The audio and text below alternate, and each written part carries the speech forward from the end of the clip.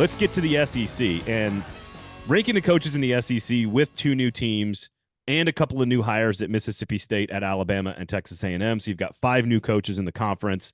It is very obvious that Kirby Smart is the top dog in not only, no pun intended, not only the SEC, but in all of college football. He is clear-cut number 1 coach in all of college football right now. It is his world. The rest of college football is living in it, including Dabo Swinney and Mac Brown, who have rings. I think it's pretty easy to put Brian Kelly at number 2, just with his career, the winningest coach in Notre Dame history. Already has a division and a Heisman in his first 2 years at LSU. He's made staff changes. He knows how to evolve. I think there should be a healthy amount of respect for how smart he is and how good of a coach he is.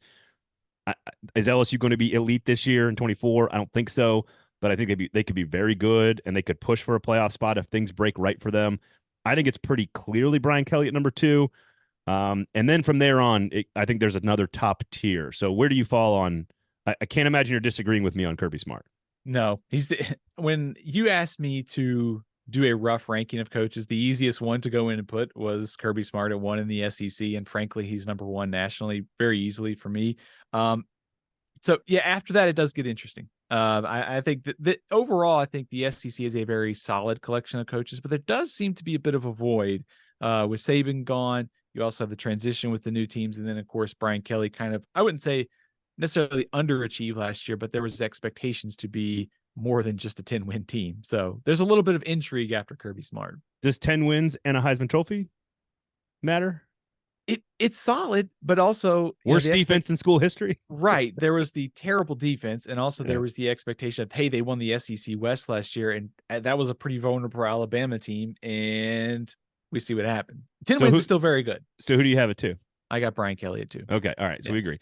All right. The next tier in no particular order, or maybe my order, is Steve Sarkisian, Kalen DeBoer, Lane Kiffin, Josh Heupel, and I might throw Eli Drinkwitz in there. I don't know. He still has a long way to go to prove himself, but there is maybe those top 6 are what I should put. Sarkisian, DeBoer, Kiffin, Heupel. Those would be my next 4. And I think that group, you could argue a lot of different ways. I think Kiffin's more established than Heupel. I think DeBoer has accomplished more than Kiffin, and Sarkisian, I think, is just the best offensive mind. But honestly, these are 4 of the best offensive minds in all of college football. So if you wanted to order them in any particular way, I get it. But I think that is a group of 4 that I think would be the next group. And I think Sarkisian and DeBoer at Alabama and Texas, being new to the SEC, I think is a huge storyline heading into 24. And this is why it's hard to rank these coaches this year, is because what do you make of Sarkisian and Texas moving to the SEC after being so successful? There's no doubt about it. The trend line of Texas is good. It will be harder in the SEC. So what do you make of him? What do you make of Kalen DeBoer coming over from Washington to the SEC? I don't think it's a big deal that he's never spent a second coaching in the SEC, but it's going to be an interesting storyline to see how he adapts. But those would be my next 4 coaches as well. I think you draw a line after 6. I think Drinkwitz for me was 7, but I don't think he's in that category of Kiffin or Heupel, Sarkisian. I think that's right. I think that's right. The next group, I think you do have some guesswork here in the next group. And I think there's another group of 4 here, which is Brent Venables at Oklahoma. I do believe Mike Elko at Texas A&M belongs in this conversation. I think Eli Drinkwitz is there as well. And then I put Mark Stoops in there based on consistency over time. Clearly a very good football coach. Maybe doesn't have the upside of some of those offensive guys that we just talked about. And I don't really have I have Drinkwitz and Elko and Venables and Stoops. Like, that's my order, but I don't know. I think that group is sort of on its own tier as well. I have 5 coaches sort of in that next you're going to tier. put Baby Billy in there, aren't you? Yes. No, I'm not going to do it. He gets his own tier all to himself now. Don't you know?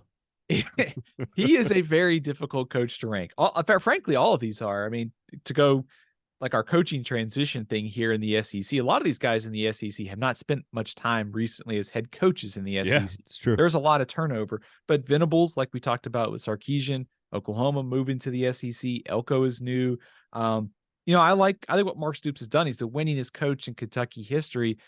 You also wonder, did he hit a little bit of a ceiling the last couple of years, back-to-back 7-win seasons? So can he get past that? You also, Hugh Freeze. This year was so weird. They were so close to beating Georgia and Alabama and were totally blown out by Maryland and New Mexico State. The off-field chaos kind of behind the scenes with the coaching staff. I don't know. I don't know it's what to. very Hugh Freeze. It's very Yes, it's very on brand yes, for very both on Auburn brand. and Hugh Freeze. That's why I would have Hugh Freeze at 11. Like the one guy sort of he's above the rest of this conference very clearly because of his accomplishments, but because of who he is and how he functions and how the whole thing runs with him, I don't think I would rather have Venables, Stoops, Elko, and Drinkwitz. I think there's more stability, more like I don't want to say authenticity or like realness there, but there's just something. I'll take the Mark Stoops tenure of like consistency, but maybe occasionally getting a little boring over. Hugh Freeze could jump to number 2 on this list, win a whole lot of stuff, and then end up fired. So I just don't know.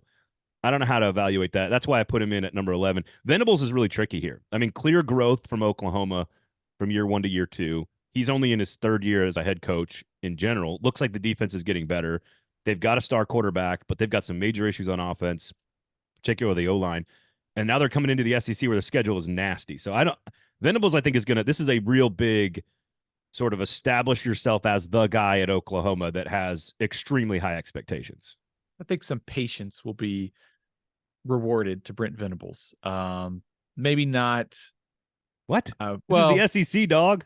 yeah, I get what you're saying, but I also think that there's a little bit of goodwill built up from the past. The fact that he was a very popular hire, very successful defensive coordinator for the most part, at Oklahoma before he was jettisoned. He left for the Clemson job. So I think he will get some time, but also I think, like to your point, it is the SEC. You're one loss away from the hot seat. So that patience may start to run out in 2020, 2025. Yep. But yeah, the next tier coaches is also pretty interesting in the SEC. There's two guys that are clearly on the hot seat going to this year. or 3. I would say, and I think it's fair to put Elko in this middle tier. Yes. I think you and I are both, not to speak for you, but I think we're both very high on his ability to sort of stabilize A&M, make them really quality on defense, and then allow some things to happen on offense. So it'll be interesting to see. I think if I got Hugh Freeze at 11, that's fine. The bottom tier is interesting. It's Billy Napier, Shane Beamer, Sam Pittman, Jeff Lebby, unknown, and Clark Lee. Clark Lee is dealing with by far the toughest job, and it's almost like they're almost playing a different sport than now. When you add Texas and Oklahoma to this, by the way, Vanderbilt will play one of them. Like it's just a different game. So even though I have him at 16, he's probably a better coach than some of these guys that might get fired this year. But I think Billy Napier, Shane Beamer, Sam Pittman in that order of how I would rank them. All of them enter the season with a lot to prove and have to show us something. And then Lebby there, I think, could be very good on offense. I think they're trying to replicate the Ole Miss thing. I don't know how well they can do that, but we'll see. But he's just an unknown at this point. Yeah, I would have Lebby at the bottom of the league, but also I think worth noting that the most successful head coaches in sort of the modern era of Mississippi State were Dan Mullen and Mike Leach. So offensive background seems to play well at Mississippi State. Yep. Clark Lee, like you mentioned, totally different sport, and also so juggling with the transfer portal. They've lost a lot. They've gained some. 0-8 in the SEC for the 3rd time probably wouldn't sit very well.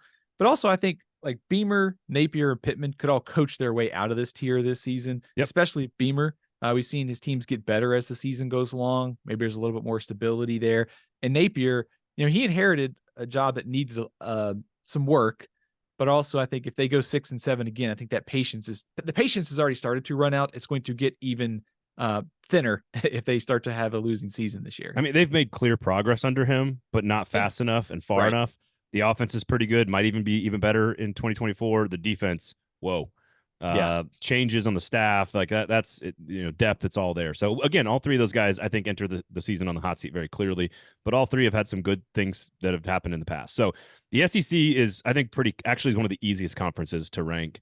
We'll get to the ACC, but I think that one's pretty easy as well. But I think the SEC seems like one of the easier ones to do because there's so many good offensive minds at the top, some really good defensive guys in the middle, and then some guys that are clearly entering the season on the hot seat at the bottom. So seems pretty easy to me in the SEC.